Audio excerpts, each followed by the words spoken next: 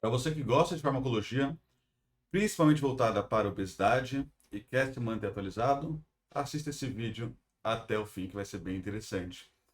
Essa é uma revisão sistemática recente, ela saiu aqui tem pouco tempo no jornal Pharmacological Reviews, e ela vai trazer aqui, pessoal, os fármacos de fase 3 que já estão sendo testados, randomizados controlados ali, né? E alguns até liberados para uso. Os fármacos de fase 2, que é uma fase anterior, obviamente, à fase 3, e aqui já temos um público maior, né? A gente já avalia ali um pouco mais de segurança e eficácia. E alguns fármacos que estão realizando a fase 2. Não completaram ainda, né? Igual nesse item aqui, tá? Mas que eles estão ali sendo realizados, mas não foram publicados ainda, né? Depois disso, a gente vai entender um pouquinho sobre combinações de fármacos para obesidade, tá bom? Eu vou pular uma parte, obviamente, do paper, né? Porque é um paper de 30 páginas, eu não vou ficar lendo aqui o estudo com vocês, tá? Bom, vamos lá. Aqui nós temos, né? Em primeiro lugar, a gente vai falar dos fármacos de fase 3, tá? Os fármacos ali, né? Que já temos publicados ali, os resultados, enfim, né? Nós temos o estudo OASIS, né? Uma banda bem boa, inclusive. 607 participantes, né? A gente vê IMC aqui média 37, né? E aí eles usaram a semaglutida oral, tá? Então, aqui a gente não vai focar muito nos fármacos que já tem estudos de fase 4, que é como a semaglutida ali subcutânea, tá? Aqui é a semaglutida oral, tá, pessoal? Na dose 50 miligramas ou placebo, né? E avaliando por 68 semanas. E aí eles viram que o peso chegou a cair em menos 15% na semaglutida oral, comparado ao placebo, que foi menos 2,4%, né? Quem tomou a semaglutida oral, né, e aí a dose diária, tá? Chegaram a uma chance muito maior de redução de peso acima de 5%, né? Uma chance ali 12 vezes maior. Uma chance também muito maior de redução acima de 10%, 14 vezes maior. E uma chance de redução de peso acima de 15%, quase 18 vezes maior ali, comparado ao placebo, né? 15 a 20%, a chance ficaria 18 vezes. Ou seja, se eu estou com obesidade e entrei no grupo semaglutida oral, depois de 68 semanas, a minha chance de conseguir uma redução de 15 a 20% é 18 vezes maior do que o cara com placebo, né? Então, se ele tem 10% de chance, eu tenho 130% de chance, por assim se dizer, tá? Isso é brincando com estatística aqui, né? Os eventos colaterais ali, né, os efeitos colaterais, eles ocorreram em 92% do grupo semaglutida e em 86% do grupo placebo, né? Então a gente pode ter colateral por placebo, mas a gente sabe muito bem, né, que a semaglutida traz sim efeitos colaterais gastrointestinais. Náusea, constipação, diarreia, né, vômitos. Muitas vezes não dá para subir muito a dose na vida real, né? Igual eles fazem nos estudos, tá bom? Então essa é a semaglutida oral, tá? Mas e agora eu também quero falar com vocês de uma outra medicação, que é o orforglipron, tá? Então nós temos aqui o orforglipron, uma outra medicação chamada ecnoglutida, e um cara ainda sem um nome legal, né, que é o TG103, tá? Parece o nome de placa-mãe, né? O orforglipron, ele é também um receptor de GLP-1, né? Também oral, igual a semaglutida oral, tá? Vou pular algumas páginas aqui, né? Isso aqui depois a gente volta, que essa imagem é bem importante, tá? E aí ele vai atuar também, né, aumentando ali os receptores de agões de GLP-1 ali na membrana, né? Porque esses receptores eles estão na membrana, pessoal, eles vão ter um efeito ali, né? Na hora que liga o GLP-1 ali vai ter um efeito, né? De saciedade, de saciação, enfim. Ele atua melhorando a capacidade desses caras ficarem ali, tá? Ou seja, quando você está tomando um fármaco que começa a perder efeito, é um fármaco que atua em receptor de membrana, né? Aí a tendência é que você vá desensibilizando. Então ele aumenta essa sensibilização, tá bom? E aí, o orforglipron, ele foi testado em um estudo aqui, ó, fase 2, 270 participantes, ó como o número é menor que o estudo anterior, que tinha mais de 600, né?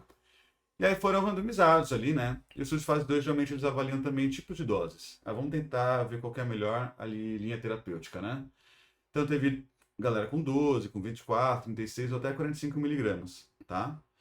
Isso de fase 2 também costuma ter menos tempo que isso de fase 3. Então, aquele lá a semaglutida oral foi 68 semanas, né? Esse aqui foi com 36, tá bom? Bom, o que a gente vai ver aqui, pessoal? Que houve sim também colaterais, né? É, e aí são também gastrointestinais, né? Houve até uma desistência ali, né? Em 10 a 17% dos participantes, tá? Mas ainda assim, né? Ele é um fármaco que traz bons resultados para a gente. A gente vai ver aqui no estudo de fase 3 também, com o orforglipron, tá? Que é o estudo ATEM, né? Deixa eu descer aqui para vocês lerem comigo, tá? Tá acompanhando aí na tela, né? E aí, tem 3.000 participantes com obesidade ou sobrepeso, né? E quando entra sobrepeso, geralmente entra alguma comorbidade junto, tipo um diabetes tipo 2, tá? Esse estudo ATEM, né? Ele está ali acontecendo, a ideia é avaliar por 72 semanas, tá? E tem um outro estudo que é o ATEM-J, que é exclusivo para asiáticos, no caso japoneses, tá? E parece promissor também, parece que são resultados legais, tá? Eu falei também que nós vamos ter a ecnoglutida, tá? Também é um análogo de LP1 subcutâneo. Também está em estudo fase 2, está rolando ali, né? Teve dados da Austrália, tá? Com doses menores, né? Ali, tá? Em público menor. E foi comparada à liraglutida.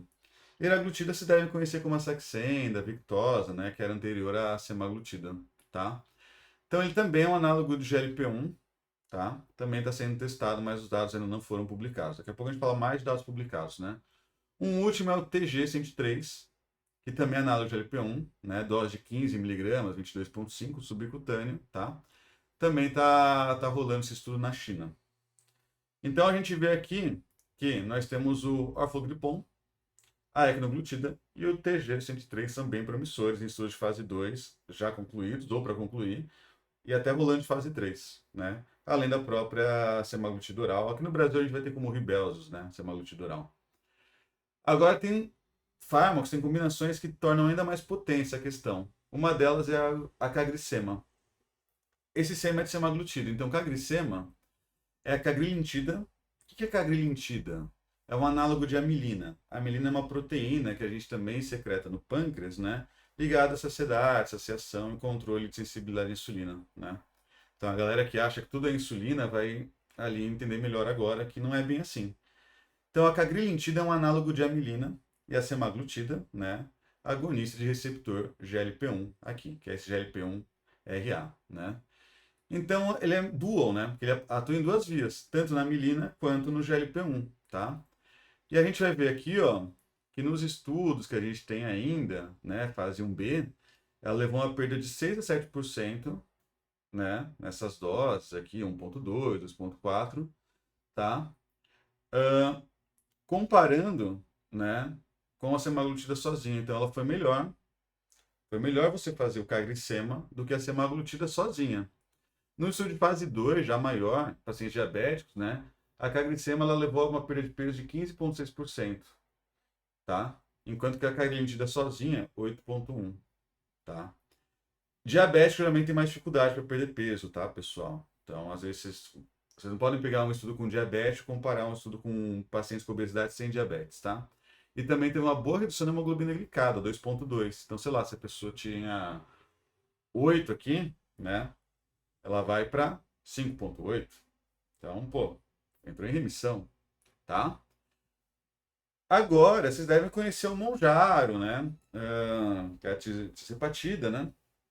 Ele é um fármaco que ainda não está liberado no Brasil, no momento que eu gravo esse vídeo, né? Tá tendo, inclusive, muito contrabando. E esse fármaco, ele também é dual, né? Então, a partir de agora, a gente vai continuar falando dos fármacos que são dual, ou seja, não atuam só em uma via, atuam em duas, tá? Dos fármacos dual, nós temos o Monjaro, que ele atua em GLP-1 e GIP, né? Lembra que a semaglutida é só GLP-1. O Monjaro, tisepatida, né? O nome ali da medicação, é tanto GLP-1 quanto GIP, que é peptídeo ali, né? Insulinotrópico, tá? E nós temos outros duos que atuam em GLP-1, mas atuam em receptor de glucagon, tá? Na obesidade, no diabetes tipo 2, a gente não fica só com a insulina elevada, mas o glucagon também se eleva. Então, ele está atuando nas duas vias, né? Bom, então a ideia, né, dessa combinação aqui é levar ainda mais saciedade, tá? Tanto atuando no glucagon quanto no GLP-1, né? E aí nós temos um cara chamado oxintomodulina. Felipe, o que é isso? Oxintomodulina é quem ativa o receptor de glucagon e de GLP-1, tá? Então, é uma ideia ali, né, de alguns fármacos. Um deles é a masdutida e o outro, que já tem um pouquinho mais de estudo, é a survodutida. Survodutida parece bem promissor, tá? Eu aposto ali, né, e aposto claramente ali que nos próximos anos vai ser um fármaco bem comum aqui no Brasil, tá? Então, a ideia desses fármacos que atuam no glucagon, né, como a survodutida, é melhorar esse controle hepático, né, de gliconeogênese, que acontece, por exemplo, em estetose hepática.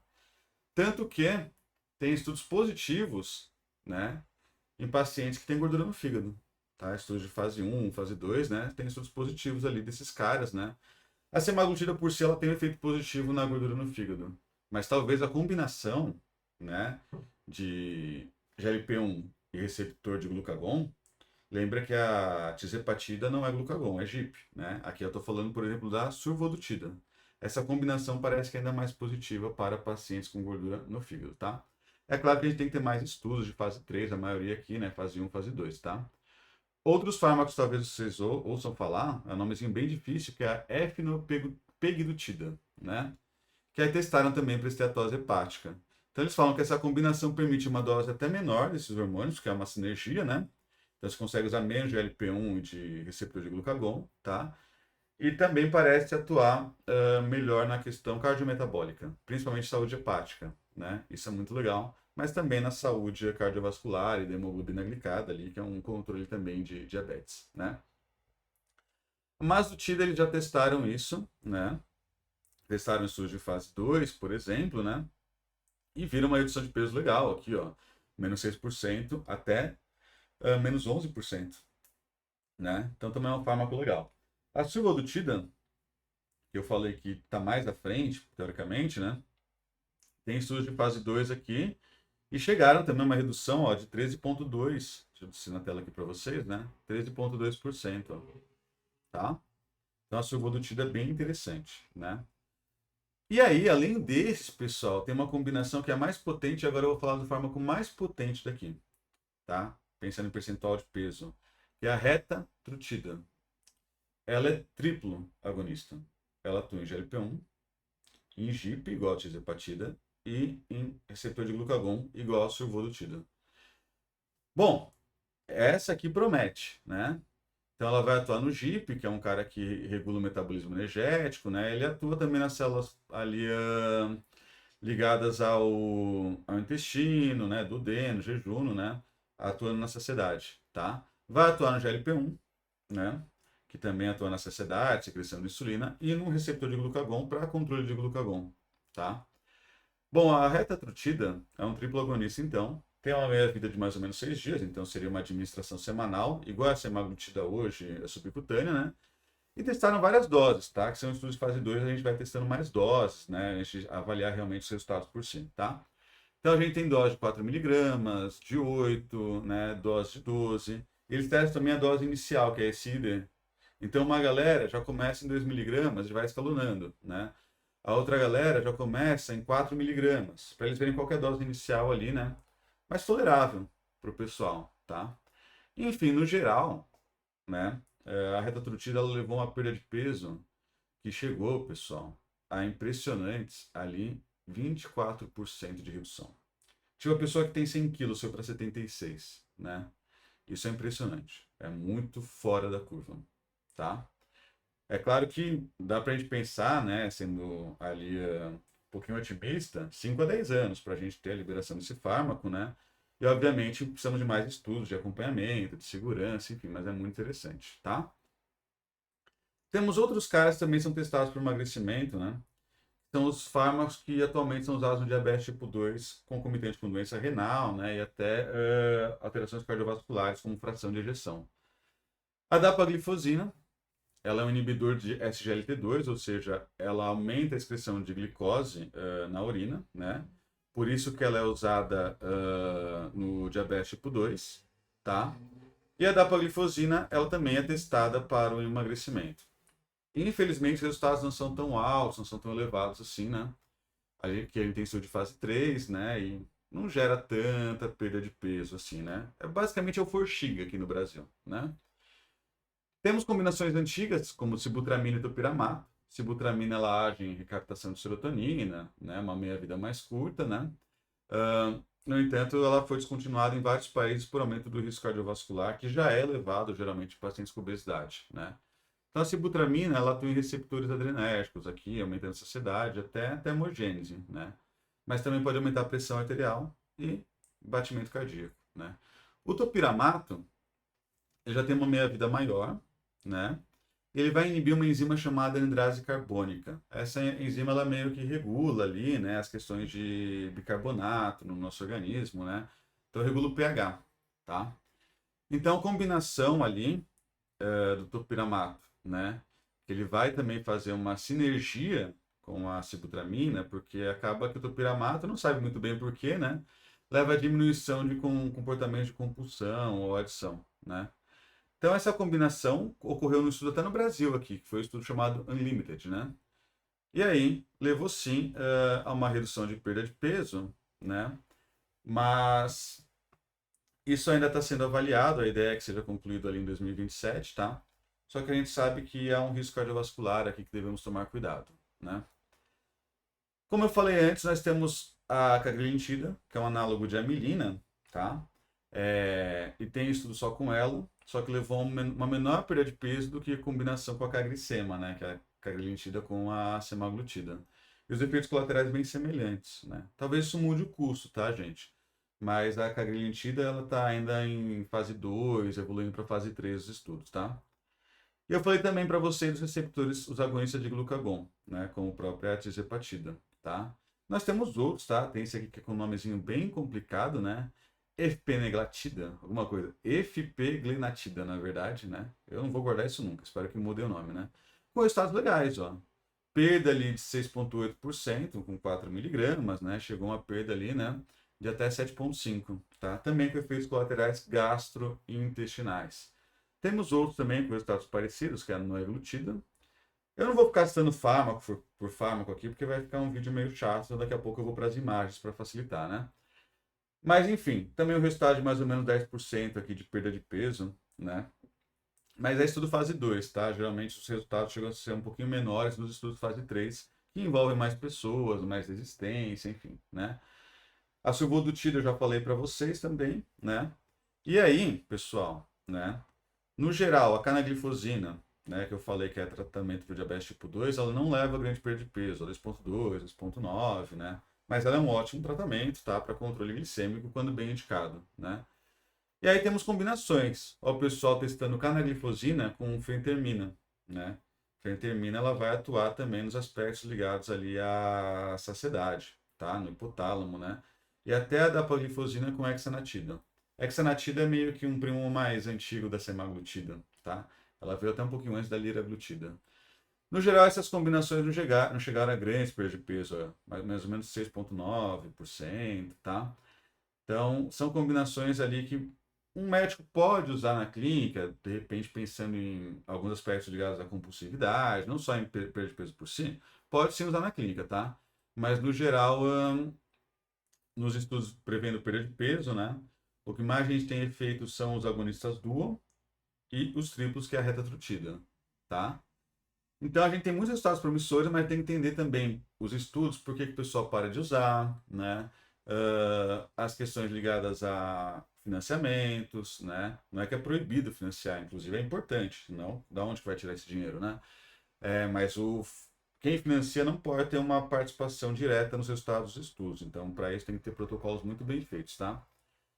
E no geral a gente tem uma baixa taxa de sucesso das medicações que progridem para a fase 3 e são completadas, tá? Então parece promissor? Parece, pessoal, mas não quer dizer que vai ter um baita arsenal ali, né, de medicações para diabetes não, para obesidade, igual está demonstrando nesse estudo, mas que vai melhorar. Na verdade, já está melhorando, sim. A gente, na verdade, vive um momento bem importante da história, tá? Vou explicar as duas imagens, que para mim são as partes mais legais aqui do estudo, né? Aqui são os estudos de fase 2 e fase 3. Quem completou fase 3 total, semaglutida. Foi o que eu falei, tanto a semaglutida oral. Quem está na fase 3 rolando aqui, ecnoglutida, orforglipron, que é semaglutida ali, semaglutida não, né? Que é um análogo de LP1 oral. TG103, também análogo oral. Caglicema, tá? Retatrutida, tá completando aqui a fase 2, entrando na fase 3, né? Tem estudos de fase 3 ali em andamento bem interessantes, tá? Dapaglifosina a gente viu que não funcionou muito bem, né? A canaglifosina, né? Pelo menos para perda de peso por cento, tá?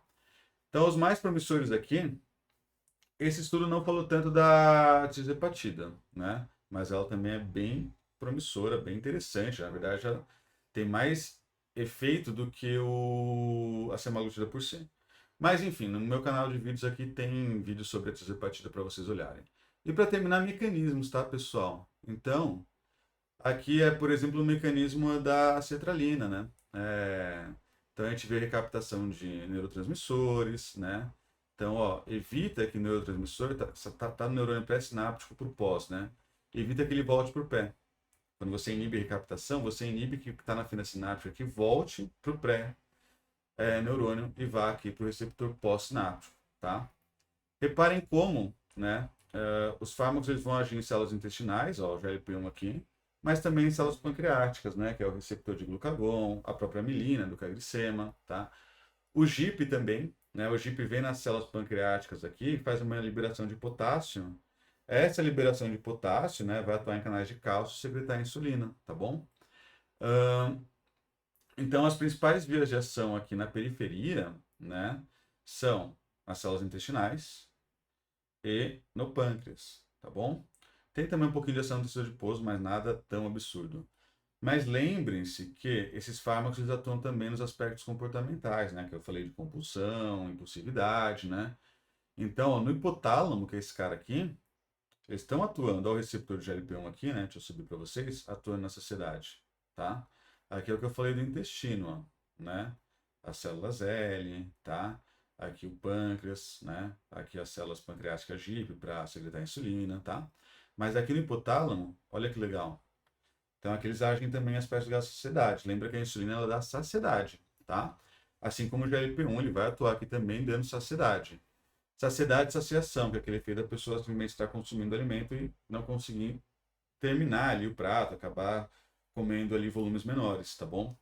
Lembrando também que aqui nós temos o encéfalo, nós temos a área de sistema de recompensa, que estão bem, mais ou menos aqui onde eu estou passando o mouse, a área 5, a área 3, né? Então aqui essas áreas, né, também estão ligadas a aspectos de diminuição de comportamento compulsivo, né, e maior controle inibitório, tá?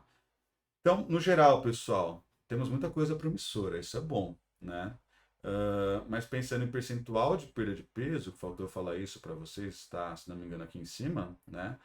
A retatrutida foi quem foi melhor, tá? A retatrutida foi quem levou a maior percentual de perda de peso, mas ainda não está liberada, né? Agora aqui, ó, cheguei no que eu queria mostrar para vocês, né? Olha ela aqui, retatrutida, né?